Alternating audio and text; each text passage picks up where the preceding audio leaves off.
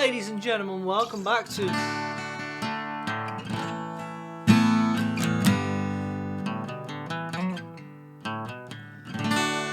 RAYGO Reaction.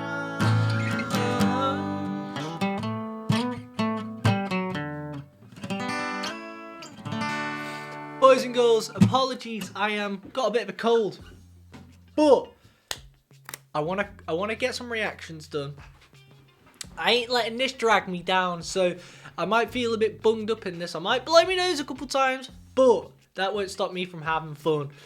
On today's episode, we're going to be reacting to a bit of Pink Floyd and a song called Poles Apart from the Division Bell album. Now, one of our subscribers by the name of Mark requested this. He actually requested two songs and he wants me to add them both together. The same song, but different concerts. He said, listen to the original first off the album, then react to the live version. And he says, I'm pretty sure you're going to like this one. Now, he also left a little message, so let's see what he says. He put, most of the song David Gilmour plays with an acoustic guitar, but with a particular tuning, Dad Gad.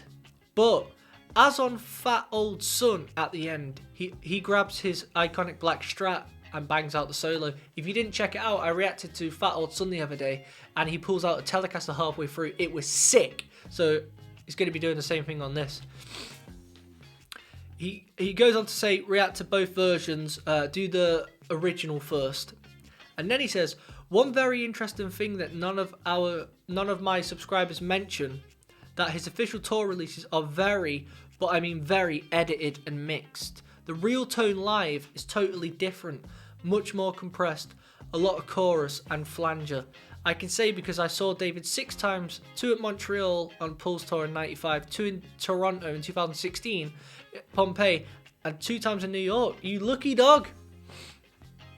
And he says, at first you're not used to this sound when you see him live, but after listening to more than 20 bootleg versions, every song is totally different from the other because he always improvises. Now, I like that. He actually went on to say that his second best guitarist is Mark Knopfler, but the reason he's in second place is because Mark writes a solo and sticks to it, whereas David improvises a lot more. I like in between. I think, give me your solo you've written and play it, but you can slightly go out of bounds here and there, but I do think I want to hear what's on the album. Anyway, without further ado, this should be fun. Let's get into it. Hit that subscribe button. But yeah, more importantly, let's get into this!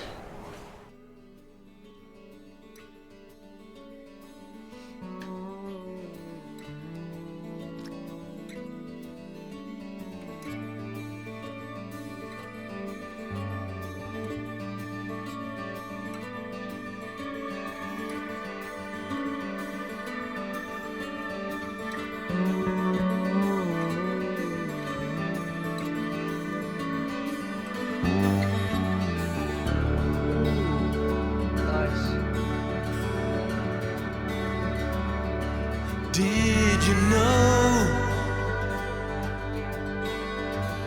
it was all going to go so wrong for you?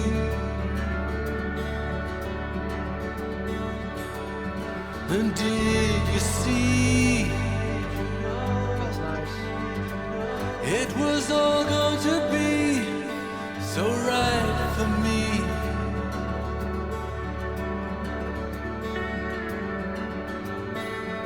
Why did we tell you then you were always the golden boy then, and that you'd never lose that light in your eyes?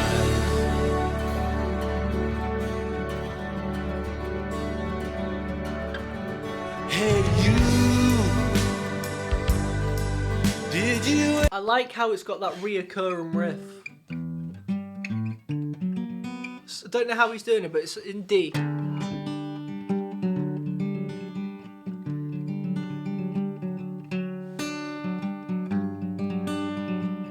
You know? I don't know how he's doing it, but it's like...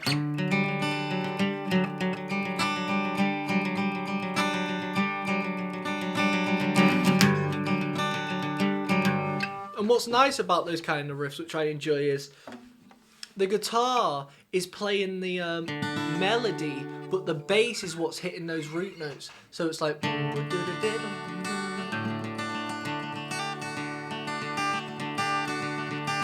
bass...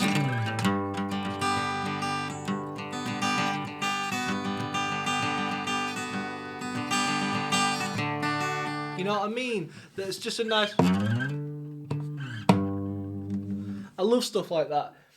That's like the guitars, you could pull them out on both ears, which they've got, but the root note is directly down the middle, that bass, and it's keeping that, you know what key you're in for each note. Very nice.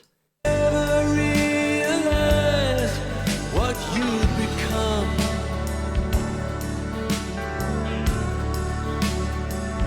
And did you see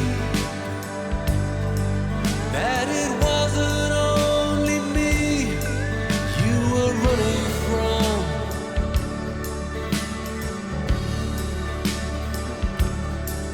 Did you know all the time, but it never bothered you anyway? Leading the blind while I stared out the steel in your eyes. That's a very nice riff.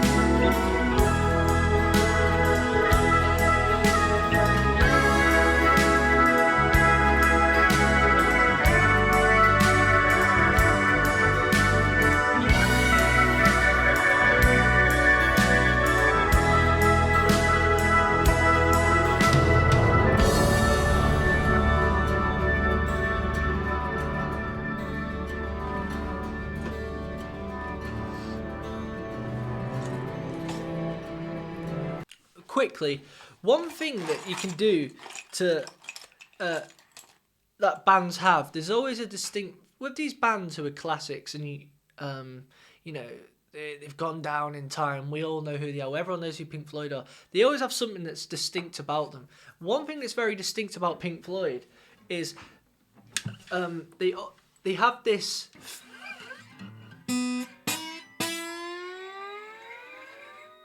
They have that going on quite a lot. Don't know if you've picked up on it, but a lot of their songs, they have that gradual, slow slide. On a couple of their songs I've heard now, and it's done on the lap steel, which will be David Gilmour who's doing it, but it drags on for quite a while, and it's very spacey, like actual space, like whoa, like that's what I picture. I picture this be floating around in space. Whoa. That's what I picture when I think of Pink Floyd. That's if somehow I was floating around in space, I picture Pink Floyd as the backing track.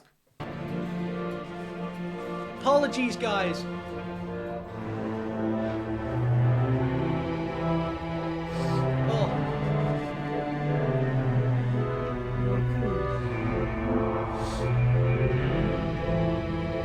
Very experimental, this bit.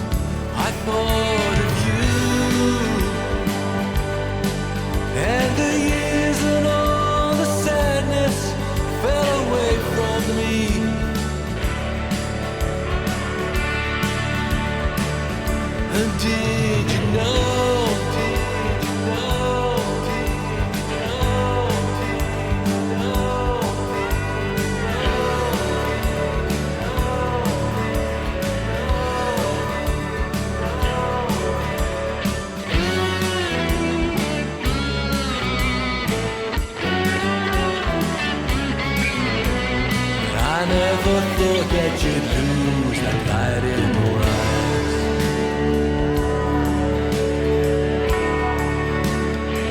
See, everyone's got their own personal preference. This, to me, I really love the acoustic verses, but the chorus I would have gone down a different avenue with. It's not, that's a bit too out there for me. It's not really my cup of tea, but I like that.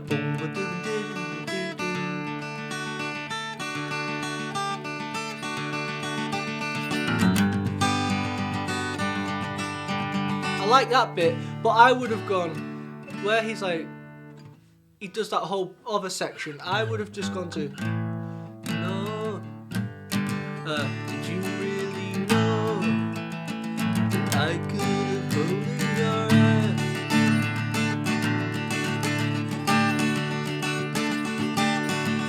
Did you really know that I could have hold your hand?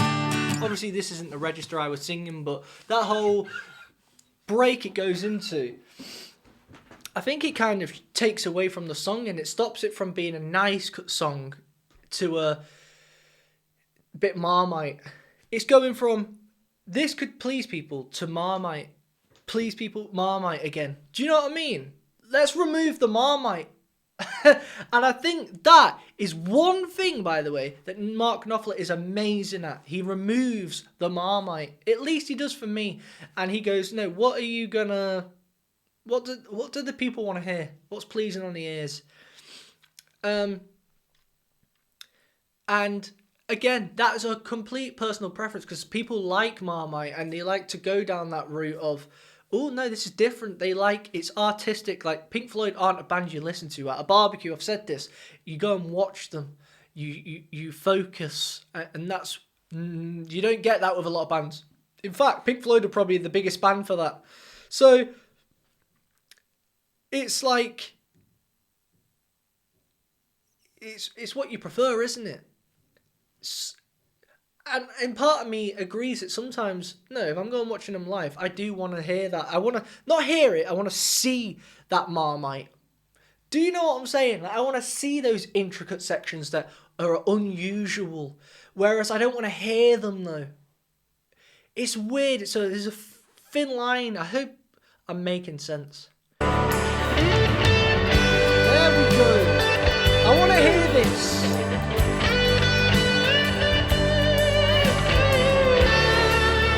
Very nice.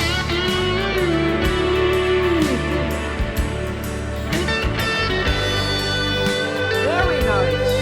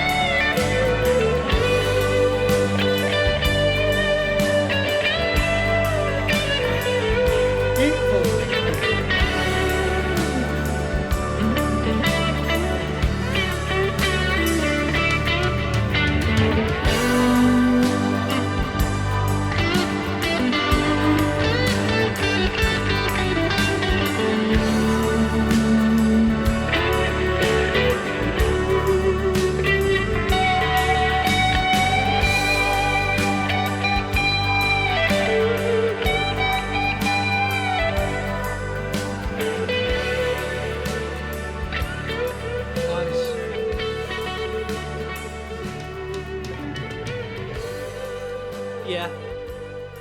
Beautiful. I like how it starts fading. The song started by fading and ends with fading out. Now, again, what I will say about this is the fact that it should have been, in my opinion, remove the Marmite from that song.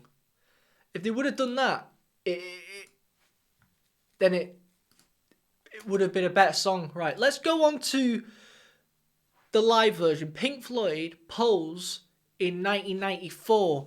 And I've been told to skip to the 4:50 mark for this. So let's do that.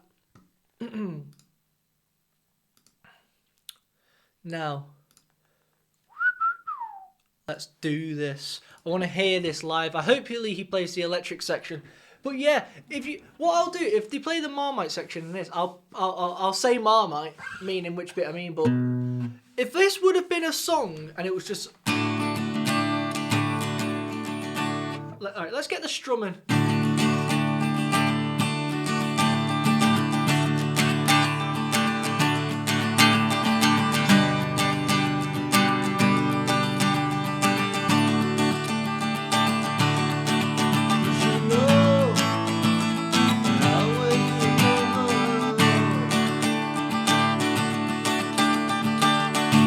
Like,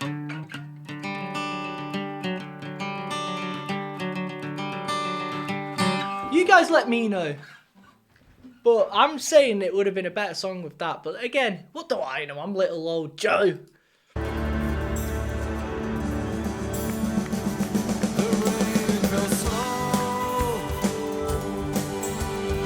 Oh, beautiful guitar.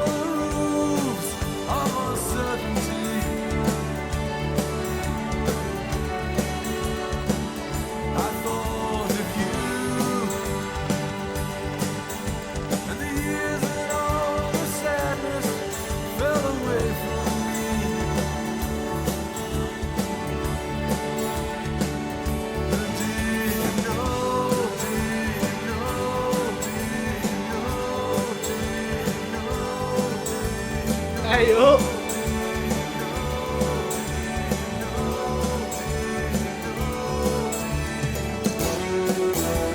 Marmite!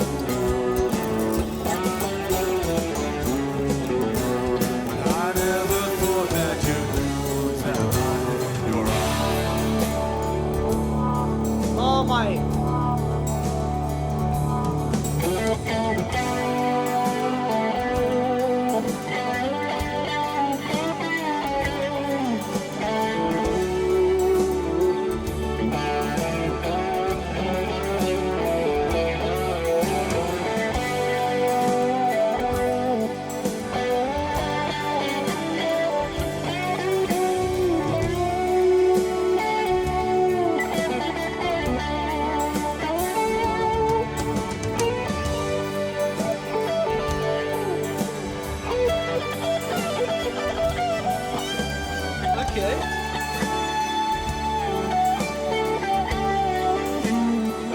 Okay.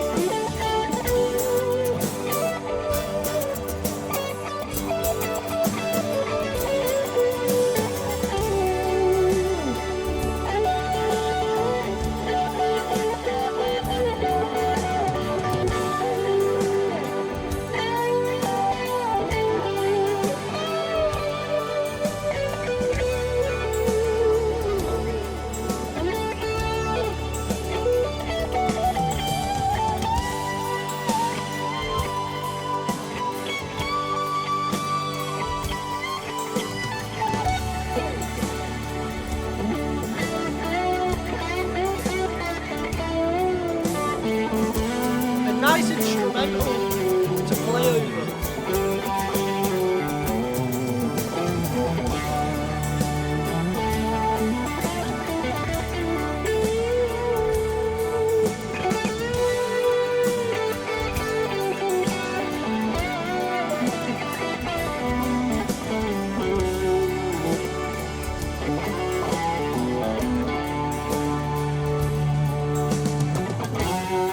Marmite.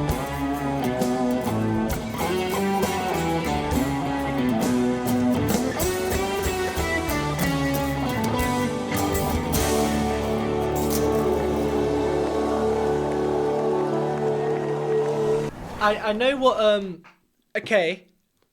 Reason that is cool is because like like Mark mentioned, what he's saying is like when you listen to the Pulse concert, the reason everyone thinks Pulse is so good is because of how perfect it is. But what happens is they have plugs, yeah. So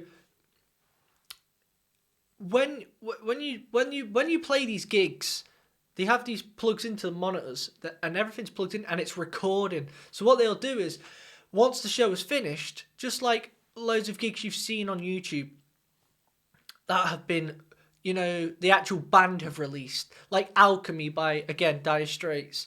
You plug it into the monitors, it records it, and then you put it all onto a system, and then you mix it, and then you compress things so it sounds balanced and absolutely perfect. And if anything's messed up, what they could do is, because they've been on tour, they've probably recorded at every single tour, they've recorded every single gig, they've recorded the song. So now they can just get it all up onto one system and snip bits and go, just drag it from the last performance because he messed up there, and we'll do that. And that is what would have happened with the Pulse concert, because you cannot play that perfect for that amount of time. And by the way, guys, I'm not slagging them off. I am just stating facts of what they would have done. That is just, unfortunately, that is the reality of it. And by the way, that is not no problem. We're not robots. And that's what Mark is saying here. In real life, the tones are different. None of it's compressed. You know, it is, but not to the level as what you're hearing. And what he's saying there is, as you can see, David Gilmour messing up a few of his notes, which I've not seen before because I've been reacting to the Delicate Sound of Thunder and Pulse, which have been edited. Now, again, I'm not in any way saying that's a bad thing. I think that's good, because you want to have a live performance where it's shown and it's perfect. Like, look at what we're capable of. But at the same time, I also like the other side of it, where they do mess up slightly and it goes, okay, we're all capable of messing up. And it's a matter of how you deal with it when you mess up. I mean, if you watch that back, you don't really hear a great mess up. There's no mess ups. When I'm saying mess up, let's say he's going... He may have just gone like that, accidentally hit it different. You know, that just a little mishap, and there's nothing wrong with that. At the end of the day, you hit a bum note here and there, you're still an absolute gangster, still one of the best guitar players in the world. But yeah, I like what you've done here, Mark, because you've shown me the other side, and I do want to see more raw videos as well, as opposed to... Pulse is cool and all, but I do want to see what it really was like, what it really sounds like on that stage. This was a cool video. I hope you guys understand what I'm saying. Again, I ain't slagging them off in any way. They're amazing. I would have removed that section. That was a bit Marmite to me. But you guys let me know what you think. Do you reckon that section was cool? Everyone's got their own personal opinion. That's the point of this channel. We're all allowed an opinion. Everyone can communicate in the comment section below. No one gets annoyed at each other. We all just talk. Everyone's allowed their own little... That's what's missing in today's world. So on this channel, we're allowed opinions. Do you know what I mean? And no one gets hurt by them. Because we need to start bringing that back into this world. You know what I mean? I think we can all agree. Everyone's allowed an opinion. Say whatever you want, as long as you're not hurting anyone and you're just being kind. You're allowed to say you don't like something. You're allowed to say blah, blah. Let's start bringing that back. You know what I mean? Because this world, it's too soft. Anyway, great video. Hope you guys liked it. Subscribe. There's plenty more Pink Floyd coming your way. Until next time, peace.